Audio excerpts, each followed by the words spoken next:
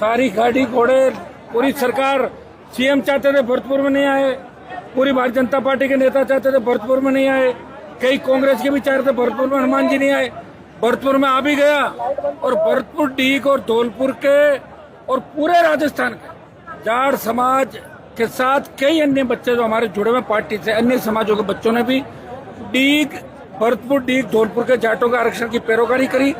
और लाखों की तादाद के अंदर, ये 1 लाख के बैठने की तो हमारी व्यवस्था ही थी खाली, और इतने लोग बाहर घूम रहे होंगे, एक जगह बैठ नहीं पाते। 8 घंटे इस गर्मी के अंदर अपने अपने साधनों से भरतपुर आके राजस्थान के नौजवानों ने संदेश दे दिया कि अगला पड़ाव जहां भी होगा हम आर पार की लड़ाई लड़ेंगे।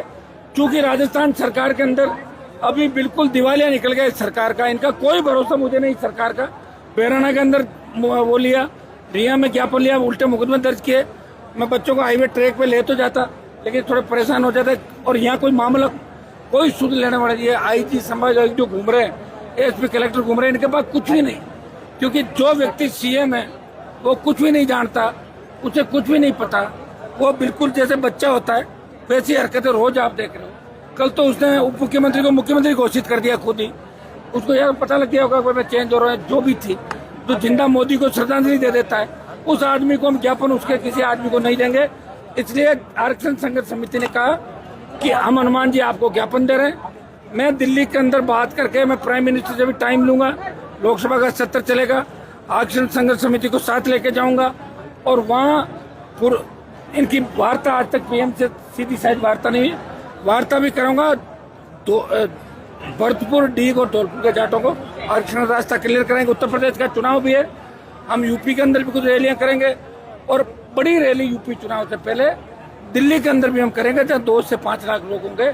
और बाकी बचे हुए जो स्टेट है, चाहे हरियाणा का ओबीसी का हो, यूपी का हो, उत्तराखंड का हो, बिहार का हो, जम्मू कश्मीर का हो, चाहे पंजाब का हो, गुजरात का, जहाँ जहाँ जाटों को ओबीसी में स्टेट में आरक्षण है, दिल्ली में नहीं है, उनके लिए भी हम मजबूती से लोकसभा विधानसभा में प्रयास करते रहे और आगे भी प्रयास करके भरतपुर डीग धौलपुर के जाटों को उनको आरक्षण का हक और अधिकार दिला के ही दम लेंगे।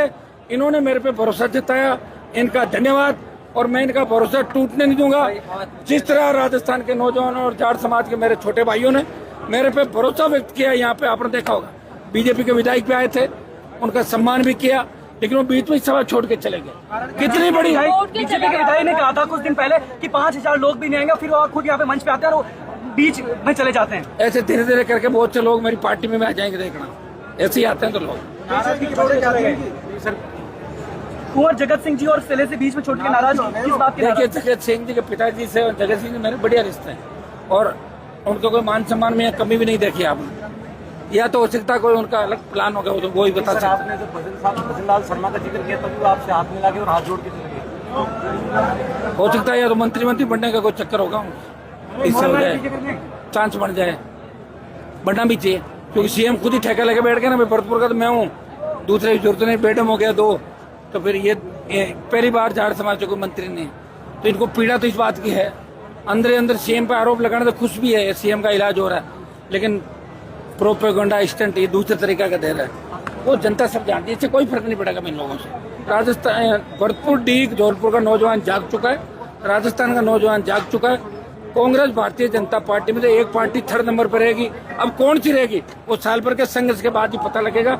आरएलपी पे पूरा भरोसा भरतपुर डीग धौलपुर के जाट समाज ने दिलाया। मैं विश्वास दिलाता हूँ कि इनका भरोसा नहीं टूटेगा। शीघ्र ही हमारे छोटे बच्चों को केंद्र के अंदर आरक्षण का लाभ मिलेगा।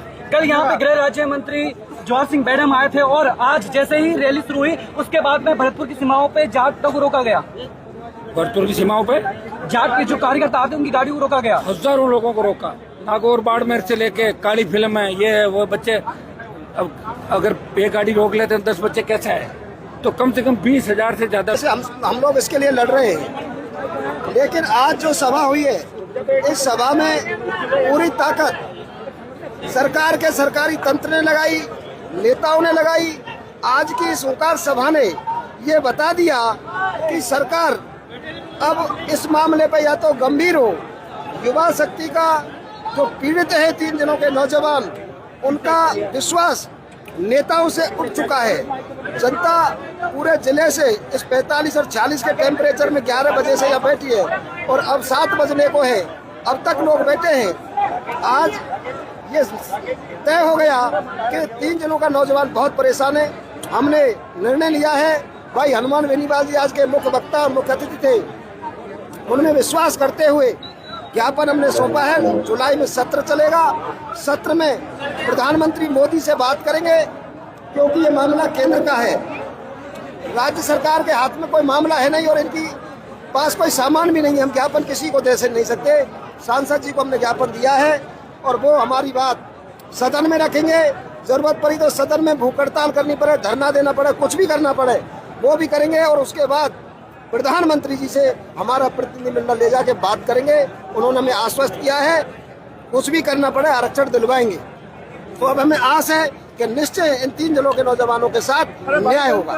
नहीं चला